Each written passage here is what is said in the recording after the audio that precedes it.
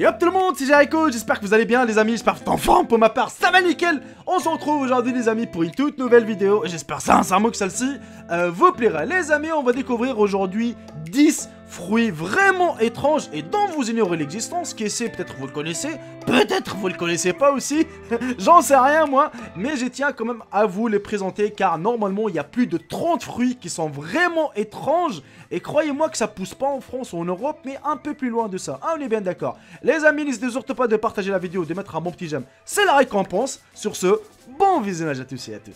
Le fruit du dragon, également appelé pitaya, est un fruit de la même famille que les cactus.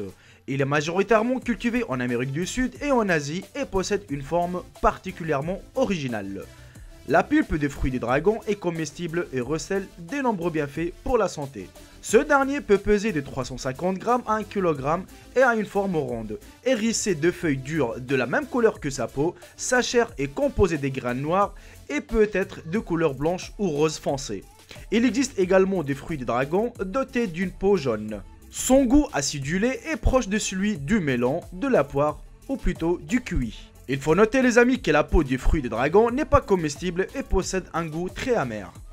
Le kiwano fait partie de la famille des cucurbitacées, d'origine tropicale qui pousse comme les plants de melon ou du concombre. C'est impressionnant comme fruit, il a une forme ovale qui fait à peu près 12 cm de long avec des épines bien pointues. Le jeune fruit vert devient soit jaune ou orange vif à maturité. Une fois le fruit coupé en deux, la pulpe en contraste est d'une belle couleur vert. La consistance de cette pulpe est curieuse, à la fois liquide et gélatineuse avec beaucoup de graines. Les graines sont de la taille des graines de concombre et chacune est enveloppée dans une poche de gelée. La main de Bouddha est une variété de cédra. Le fruit est divisé en sections ressemblant à des doigts. Originaire d'Asie du Sud-Est, cet arbre porte un fruit mythique autant que fantastique qui répand un parfum citronné orangé d'une grande douceur. Ses fleurs odorantes et blanches sont en boutons tachés de pourpre. Ses fruits doux et sans pulpe sont sur un même arbre tout différent. C'est un agrume propre à épater les voisins. Le fruit est délicieux, cru, confit ou en confiture, il apporte un arôme fantastique dans les plats salés ou les salades et embaume la maison. Il est traditionnellement offert à Bouddha dans une des pratiques bouddhistes et comporte bonheur au nouvel an chinois.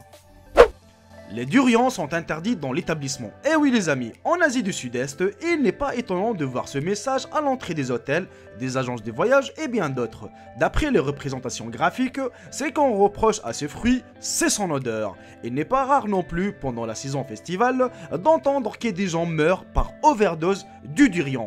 Pourtant, ce fruit reste l'un des préférés des Asiatiques. Alors, qu'est-ce qui est vrai là-dedans ?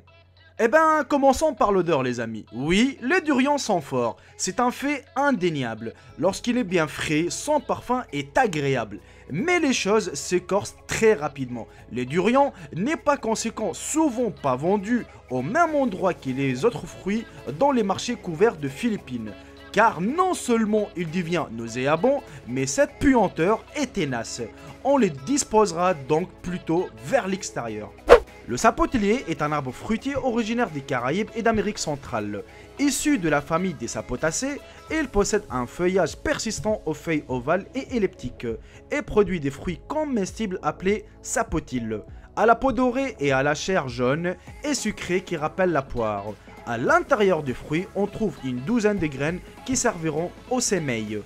Le sapotillier est cultivé pour ses fruits, mais également pour son bois de très grande qualité utilisé dans l'ébénisterie. Autrefois, son latex rentrait dans la composition des chewing-gums. Le sapotillier produit des fleurs blanches très discrètes en forme de cloches.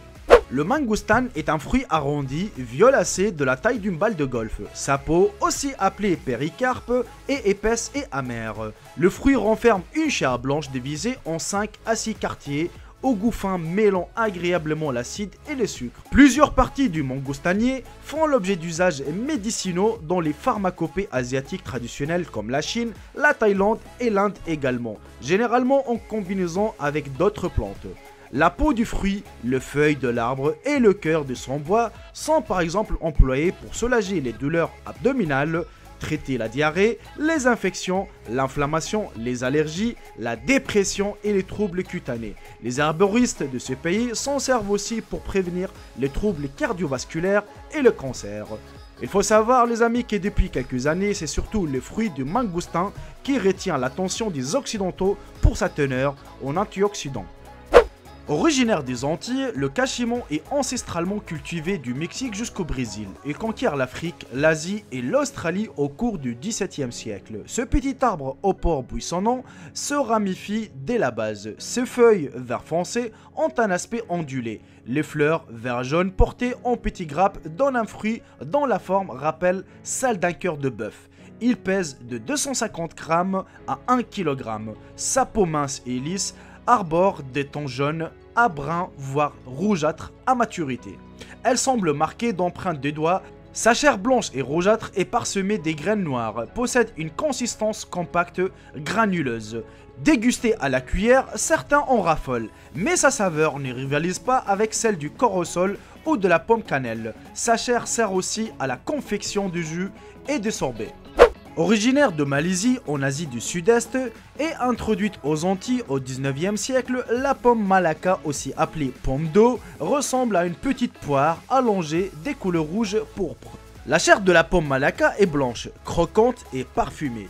Sa qualité principale réside dans sa grande teneur en eau. Ce fruit exotique est désaltérant mais un peu fade, se déguste cru ou en jus. En Asie, il est utilisé pour la préparation des gelées et des coulisses. La banane rouge, également connue sous le nom bananeraie d'Aka, est une excellente source de fibres obtenue à partir de la plante qui joue un rôle important pour la régularité des selles.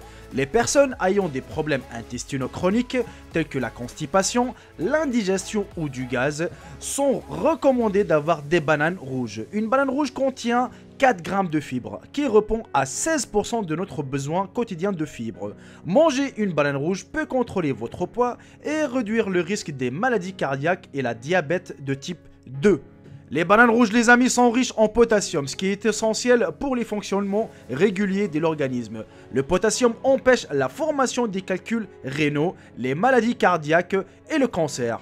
Elle contribue également à la rétention du calcium qui améliore la santé des os. Les enfants et les personnes âgées doivent régulièrement manger des bananes rouges. Les enfants ont besoin de plus de calcium que chez l'adulte pour le bon développement des os et la croissance. D'autre part, les personnes âgées ont tendance à perdre du calcium à mesure qu'ils vieillissent. Il faut savoir les amis que la banane rouge est riche en vitamine C également, qui est un antioxydant puissant. La vitamine C offre une protection contre les radicaux libres, réduisant ainsi les risques de cancer et des crises cardiaques. Elle renforce également le système immunitaire et le métabolisme. Une banane rouge unique contient 16% de la dose nécessaire quotidienne de la vitamine C. La vitamine C est très importante pour la santé et ceux qui ne favorisent pas les agrumes comme les oranges et les citrons verts peuvent obtenir une bonne quantité de vitamine C en consommant une seule banane rouge. De loin, on dirait un fruit recouvert d'une peau écaillée rappelant celle d'un serpent. Pas étonnant puisqu'il répond au doux nom de salak qui signifie serpent en javanais. Et quand on ouvre et décortique le fruit, la texture ressemble vaguement à un marron cru ou mal cuit. Pour ce qui est du goût, c'est très particulier, légèrement acide, peu sucré avec un goût de fruits passés ou fermentés, en rajoutant à cela un noyau de la taille d'une noisette. C'est surtout la finesse et la texture de l'écorce qui surprend. Et on arrive malheureusement à la fin de cette vidéo les amis, j'espère sincèrement qu'elle vous aura plu, qu'elle vous aura appris quelque chose. Dites-moi d'ailleurs dans l'espace commentaire si vous avez déjà vu un de ces fruits, si vous l'avez mangé, c'est quoi vraiment le goût. Personnellement, je connais pas grand chose de ces fruits exotiques, j'ai jamais vu ça, c'est la première fois que je découvre avec vous. Et voilà, donc à part les pommes, tu vois, les fraises, les bananes qu'on connaît, voilà, dans les marchés, 1 € le kilo, tu vois, à part ça, je connais rien du tout. Par contre, il y a un fruit vraiment, je sais pas si on peut dire ça, un fruit exotique qui pousse un peu en France et même en Tunisie chez moi et qui pousse plutôt que en hiver, qui pousse sous la terre. Nous en arabe on l'appelle le terfès et en France, enfin en français je pense qu'on l'appelle truffe, je sais pas, le terfès aussi ou le truffe, quelque chose comme ça. Vraiment il a la forme d'une pomme de terre c'est vraiment très très bon, mais ici en France, il est vraiment très très cher. Par contre, en Tunisie, tu peux l'avoir vraiment gratuitement, ça y a pas de souci. Bah oui, parce que les terres, voilà, donc tu peux cultiver, ça y a pas de souci, et tout le monde peut l'avoir. Voilà les amis, j'espère que la vidéo vous aura plu, maximum de partage et un petit like, c'est la récompense. Sur ce, je vous embrasse tous, et je vous dis à très très bientôt pour une toute nouvelle vidéo. Salut tout le monde, c'est Jericho, bye bye, ciao ciao. Je vous aime tous mes frères et sœurs.